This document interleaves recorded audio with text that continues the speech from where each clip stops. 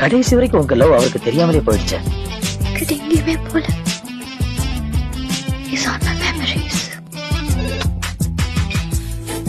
உன் மனசு பெரிய இது நினைப்பா? படிச்சிருக்க மேரேஜ் தெரியாது? ஐயோ பாட்டு கால் சுளுக்கிக்க போகுது. வந்தா கொள்ள குறைச்சல் இல்ல. யாரு அது போன்ல? யாரோ ரெடியே பாட்டி.